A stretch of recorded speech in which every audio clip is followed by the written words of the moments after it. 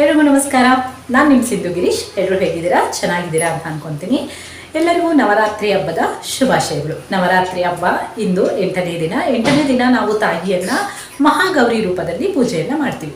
ಈ ಮಹಾಗೌರಿ ರೂಪದಲ್ಲಿ ತಾಯಿಯು 4 ಕೈಗಳನ್ನು ಹೊಂದಿದ್ದು, 2 ಕೈಗಳಲ್ಲಿ ಆಯುಧಗಳನ್ನು ಹಿಡಿದು ಇನ್ನು 2 ಕೈಗಳಲ್ಲಿ ಭಕ್ತರನ್ನು ಸಲಹುವ ತಾಯಿಯಾಗಿ ಕಾಣಸಿಗ್ತಾರೆ.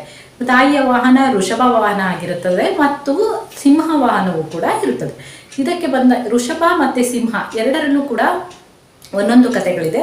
ಆ ಕಥೆಗಳನ್ನು ನೋಡೋದಾದ್ರೆ, ವೃಷಭ ವಾಹನದಲ್ಲಿ ಕೂತಂತಹ ತಾಯಿಯು ನಾವು ಮೂಕ ಪ್ರಾಣಿಗಳಿಗೆ ಯಾವುದೇ ರೀತಿಯಾದ ತೊಂದರೆಯನ್ನ ಕೊಡಬಾರದು, ಮೂಕ ಪ್ರಾಣಿಗಳು ಕೂಡ ದೇವರಿಗೆ ಸಮಾನ ಅನ್ನುವಂತಹ ಒಂದು ಸಂದೇಶವನ್ನು ಸಾರಿದ್ರೆ, ಆ ಕಥೆಯ ಅನುಗುಣವಾಗಿ ಮಹಾಗೌರಿಯು ಭೂಲೋಕದಲ್ಲಿ ಜನ್ಮವನ್ನ ತಾಳಿದಾಗ ತನ್ನ ಶಿವನೇ ಮತ್ತೆ ಪತಿಯಾಗಿ ಬೇಕೆಂದು ಸುದೀರ್ಘ ಕಾಲದವರೆಗೆ ತಪಸ್ಸನ್ನ ಆಚರಿಸ್ತಾರೆ. ಈ ತಪಸ್ಸನ್ನ ಆಚರಿಸಬೇಕಾದ್ರೆ ತಾಯಿಯ ಮೈ ಮೇಲೆಲ್ಲ ಧೂಳಿರ್ಬೋದು, ಸೂರ್ಯನ ಕಿರಣಗಳಿಂದ ತನ್ನ ತ್ವಚೆಯಲ್ಲಿರುವಂತಹ ಕಾಂತಿ ಇರ್ಬೋದು, ಎಲ್ಲವನ್ನೂ ಕಳ್ಕೊಳ್ತಾರೆ. ತಾಯಿ ತನ್ನ ತ್ವಚೆಯಲ್ಲಿರುವ ಎಲ್ಲ ಕಾಂತಿಯನ್ನು ಕಳ್ಕೊಂಡಂತಹ ತಾಯಿಯು ದೀರ್ಘವಾದ ತಪಸ್ಸನ್ನ ಆಚರಿಸ್ತಾ ಇರ್ತಾರೆ. ಈ ತಪಸ್ಸಿಗೆ ಮೆಚ್ಚಿದಂತಹ ಶಿವನು ಪ್ರತ್ಯಕ್ಷರಾಗಿ ತಾಯಿಯ ಮೈ ಮೇಲೆ ಗಂಗಾದೇವಿಯನ್ನ ಪ್ರೋಕ್ಷಣೆಯನ್ನ ಮಾಡ್ತಾರೆ.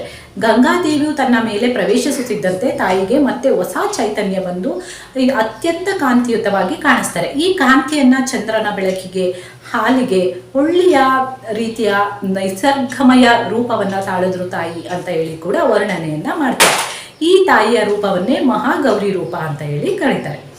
ಇನ್ನೊಂದು ಕಥೆಯ ಪ್ರಕಾರ ತಾಯಿಯು ದೀರ್ಘಕಾಲದ ತಪಸ್ಸನ್ನ ಆಚರಿಸಬೇಕಾದ್ರೆ ಒಂದು ಸಿಂಹ ಹಸಿದುಕೊಂಡು ಬಂದಿರುತ್ತೆ ಆಹಾರವನ್ನ ಹುಡುಕ್ತಾ. ತಾಯಿಯ ತಪಸ್ಸನ್ನ ನೋಡಿ ಸಿಂಹ ಕೂಡ ಅಲ್ಲೇ ಕೂರುತ್ತೆ. ಸುಮಾರು ವರ್ಷಗಳ ಕಳೆದ ನಂತರವೂ ಕೂಡ ಸಿಂಹ ಅದೇ ಜಾಗದಲ್ಲಿ ಉಳಿದು ತುಂಬಾ ಬಡಕಲಾಗಿರುತ್ತೆ. ಊಟ ಆಹಾರ ಏನೂ ಇಲ್ಲದೇನೆ ಬಡಕಲಾಗಿರುತ್ತೆ. ತಾಯಿ ಕಣ್ತೆರೆದು ನೋಡಿದಾಗ ಸಿಂಹದ ಸ್ಥಿತಿಯನ್ನು ನೋಡಿ ತಾಯಿಗೆ ಬೇಸರವಾಗಿ ಸಿಂಹಕ್ಕೆ ಹೊಸ ಚೈತನ್ಯವನ್ನು ಕೊಟ್ಟು ತನ್ನ ವಾಹನವನ್ನಾಗಿ ಮಾಡಿಕೊಂಡ್ರು ಅನ್ನುವಂತಹ ಕಥೆ ಕೂಡ ಇದೆ.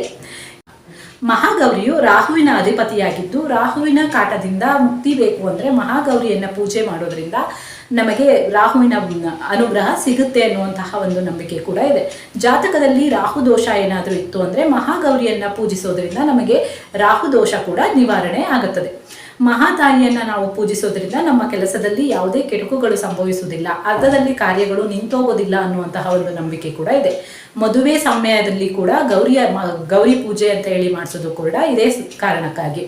ರಾಹು ಅಂದ್ರೇನೆ ಮಧ್ಯದಲ್ಲಿ ಕೆಡುಕು ಮಾಡೋದು, ಅರ್ಧಕ್ಕೆ ನಿಲ್ಲೋದು ಅಂತ ಹೇಳಿ ಹೆಣ್ಣು ಮಕ್ಕಳ ಕೈಯಲ್ಲಿ ಗೌರಿ ಪೂಜೆಯನ್ನು ಮಾಡಿಸೋದ್ರಿಂದ ತಾಯಿಯು ಹೇಗೆ ಸುದೀರ್ಘ ತಪಸ್ಸನ್ನು ಮಾಡಿ ಮಹಾಶಿವನನ್ನು ಒಲಿಸ್ಕೊಳ್ತಾರೋ ಅದೇ ರೀತಿ ಎಷ್ಟೇ ಕಷ್ಟ ಬಂದ್ರೂ ಏನೇ ಬಂದ್ರೂ ತಮ್ಮ ಜೀವನದಲ್ಲಿ ತಮ್ಮ ಪತಿಯೊಂದಿಗೆ ನಡೆಯುವಂತಹ ಶಕ್ತಿ ಕೊಡು ತಾಯಿ ಅಂತ ಹೇಳಿ ಕೇಳ್ಕೊಳ್ಳುವಂತಹ ಪೂಜೆನೇ ಗೌರಿ ಪೂಜೆ.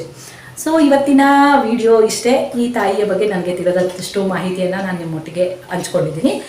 ನಾಳೆ ಮತ್ತೊಂದು ಶಕ್ತಿ ರೂಪದ ವಿವರಣೆಯೊಂದಿಗೆ ಮತ್ತೆ ಸಿಗ್ತೀನಿ. ಅಲ್ಲಿವರೆಗೂ ನಮಸ್ಕಾರ.